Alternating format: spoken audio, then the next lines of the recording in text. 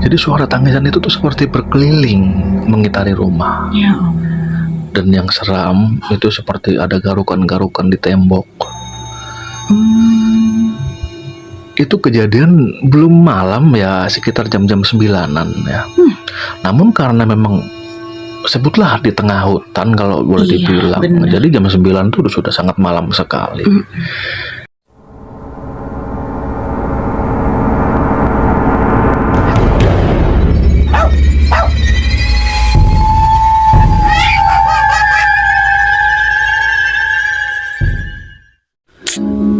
Assalamualaikum warahmatullahi wabarakatuh.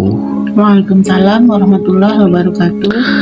Izinkan Bang Pra saya menceritakan, dan ini langsung saya mendapatkan cerita dari ibu saya. Pada saat itu, ini cerita sudah lama sekali. Terjadi di akhir tahun 80-an, dan pada saat itu ibu saya ini ya masih berusia remaja. Dan ibu saya ini pada saat itu memang tinggal bersama nenek dan kakek. Ya pada saat itu memang tinggalnya di satu daerah, di daerah Jawa Barat. Dan disebutlah namanya suatu pedesaan. Di sana yang namanya pemukiman pada saat itu masih sangat jarang. Bahkan untuk ukuran satu RT itu pun hanya ditinggali beberapa rumah. Sepi Ya, dan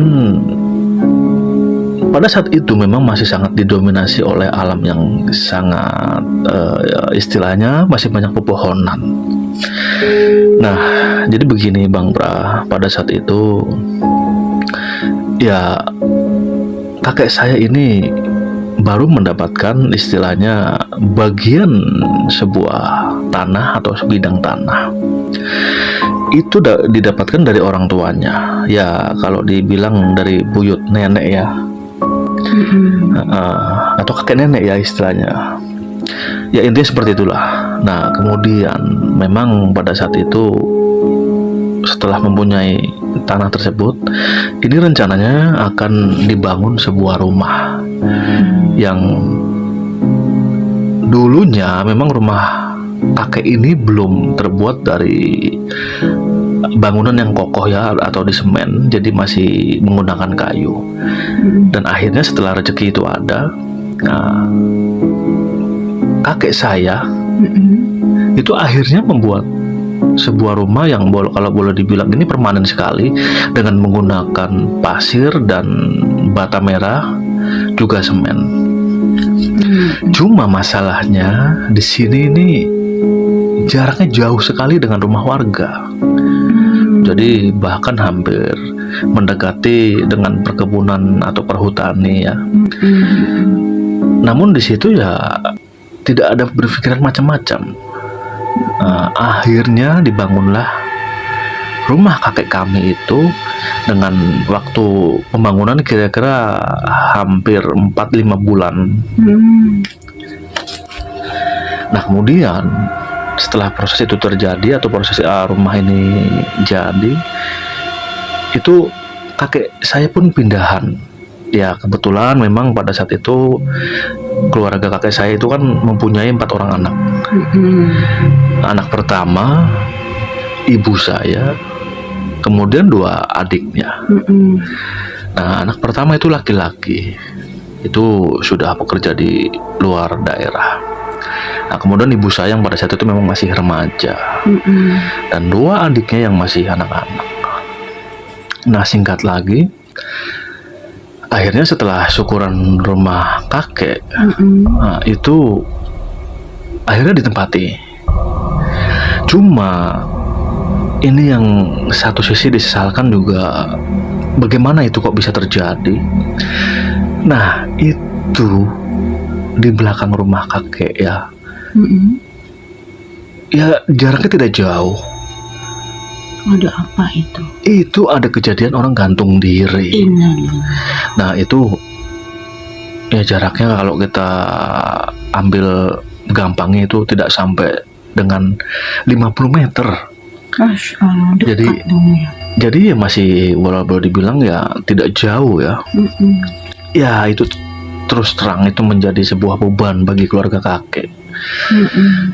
Karena tidak hanya istilahnya sugesti ya, namun ini sudah terfikir akan sesuatu yang tidak. Mm-mm. Mm-mm. Dan ya kalau kurang lebih itu sekitar 1 bulan ditempati, Mm-mm. kemudian 1 bulan 2 minggunya lagi, nah itu kejadian orang gantung diri itu. Mm. Seorang perempuan yang itu ternyata memang warga desa sebelah. Mm. Entah permasalahannya apa, dan hingga terjadilah gantung diri itu yang itu ditemukan oleh oleh orang yang mempunyai kebun tersebut yang lokasinya untuk kejadian itu. Wah itu geger ya, karena geger ada orang gantung diri dan rumah yang paling dekat dengan lokasi itu ya rumah kakek. Mm-mm. Seminggu lah setelah kejadian itu mulai ada suara perempuan yang menangis. Mm. Namun lokasinya begini, jadi karena di samping ke kanan rumah kakek itu kan tebingan ya, Mm-mm. dan di sebelah Kiri. kiri itu seperti agak jurang, dan itu mungkin kedalamannya ada 10 meter. Oh, lumayan juga. Jadi tidak mungkin di situ Ada orang. ada orang. Ya. Nah itu gangguan pertama, ada suara perempuan yang menangis. Mm. Tangisannya sangat sedih ya. Namun yang bikin seram, di akhir tangisan itu seperti tertawa, seperti melengking. Nah, bagusnya pada saat itu memang kondisi rumah ini ada kakek. Jadi ibu yang masih remaja waktu itu juga sebetulnya memang ketakutan ya. Akhirnya masuk ke kamar orang tuanya atau ke kamar kakek ya. Jadi tidur jadi satu di sana. Jadi suara tangisan itu tuh seperti berkeliling mengitari rumah. Ya Allah. Dan yang seram itu seperti ada garukan-garukan di tembok. Itu kejadian belum malam ya, sekitar jam-jam 9-an ya. Namun karena memang sebutlah di tengah hutan kalau boleh Iya, dibilang. benar. Jadi jam 9 itu sudah sangat malam sekali. Gangguan tangisan itu terjadi itu lama sekali ya. Dalam arti lama begini, itu berkali-kali, terus-terusan ya. Hingga akhirnya kakek pun karena sudah terlalu kesal ya. Pernah satu malam ketika tangisan itu hadir, langsung kakek ini sambil mengambil goloknya keluar rumah, itu ditantangin itu istilahnya hantunya. Suaranya. Ayo kalau memang berani sini. Dan langsung itu memang sekonyong-konyong suara itu hilang. Dan suasana suasananya Kembali normal. iya kembali normal. Jadi anehnya gini, setiap ada tangisan itu ya, itu suara binatang malam mendadak seperti hilang. Jadi hanya fokus di suara perempuan itu yang seperti menangis sedih, namun akhirnya itu seperti tertawa. Hingga yang parah, nah, ini ternyata katanya yang mengerti ya, ini merasuki adik saya yang masih kecil. Adik ibu saya, adik ibu saya itu masih kecil. Bibi berarti. Iya, ya waktu itu mungkin usianya masih 6 atau 7 tahun. Nah itu awal mulanya dia tuh main dari kebun yang memang ada di belakang rumah. Siang hari sih. Nah itu setelah itu ya, ini seperti tantrum dan selalu menangis tidak berhenti. Bahkan pernah malam hari itu nyaris keluar. Itu kalau tidak ditahan oleh kakek saya mungkin langsung keluar pergi entah kemana. Dan itu ternyata kalau menangis ya, tangisannya hampir sama, hampir mirip. Ya. Itu awalnya belum kepikiran bahwa dirasuki. Iya, belum kepikiran. Dipikirnya namanya anak ya, dia mau ada keinginan apa gitu kan. Menangis itu wajar. Namun anehnya gitu. Jadi setiap habis maghrib yang suasana sudah sepi ya. Ini kadang kalau sudah di dalam rumah ini seperti diam. Ditanya oleh nenek juga diam saja. Suruh makan diam. Itu kejadian hampir lama, hampir 3 bulanan. Lama, dan seperti sifatnya pemarah gitu. Diam dan pemarah. Ya, mengetahui kejadian seperti itu, akhirnya kakek saya sendiri kan bingung. Nah, mereka pun atau kakek pun akhirnya bercerita kepada kawannya ya. Nah, setelah kawan ini diajak ke rumah, dan ternyata kebetulan mungkin ini kawan kakek ini mempunyai indera yang lebih lah ya, atau sensitif. Nah, ketika datang nih, itu datang pada saat itu jam 7 malam, yang memang pada saat itu belum ada listrik ya, hanya menggunakan lampu pelita. Masih gelap. Ini adik dari ibu saya atau bibi yang seperti aneh itu, ini dilihat oleh kawan kakek. Nah, ketika dilihat nih, waktu itu posisinya memang sedang didudukkan di ruang tamu, dan dilihat ternyata itu langsung seperti tersentak ya. Kawannya dari kakek, astagfirullahaladzim, Kaget gitu iya, itu langsung seperti marah-marah. Ngapain kamu di sini? Ayo keluar. Kalau enggak nanti saya akan ikat kamu.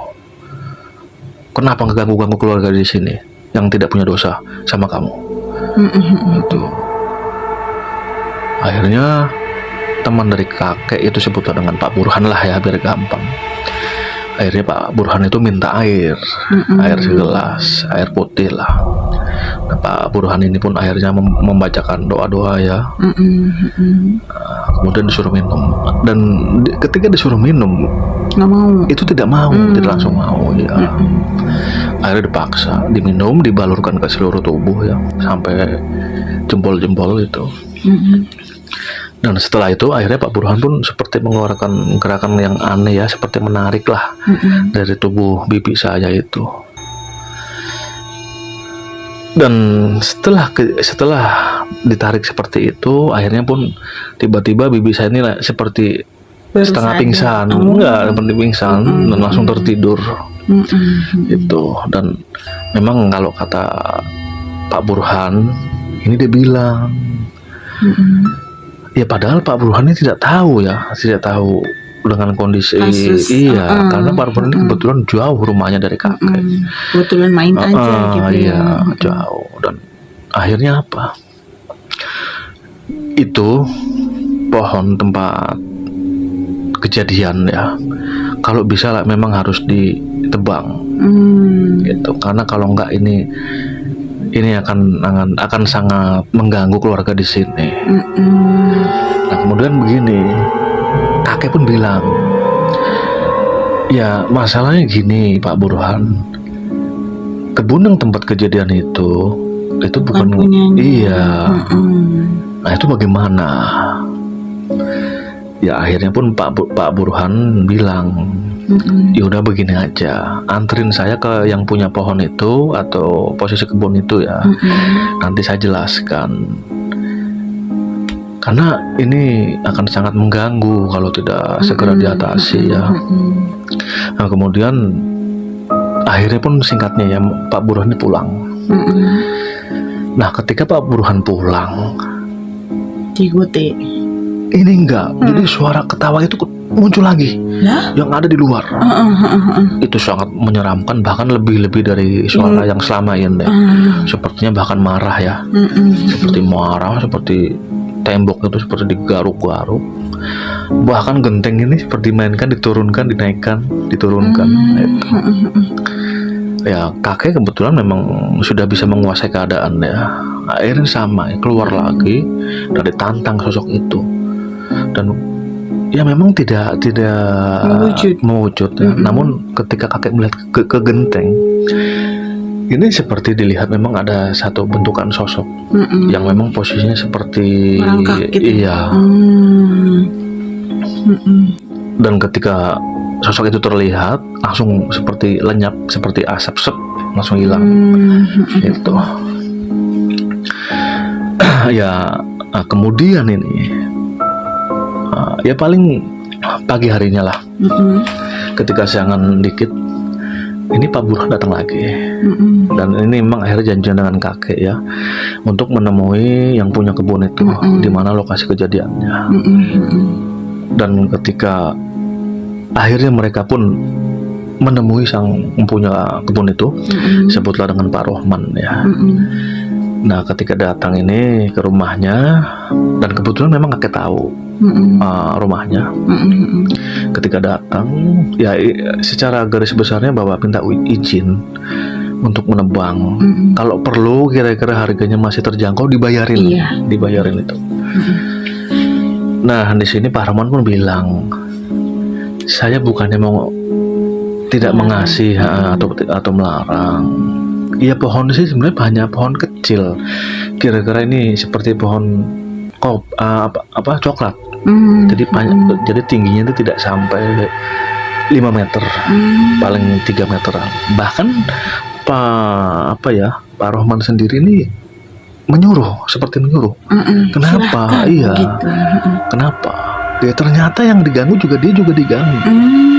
Kadang-kadang Pak Rohman ini ya sebagai pemilik kebun kan banyak tanaman di sana.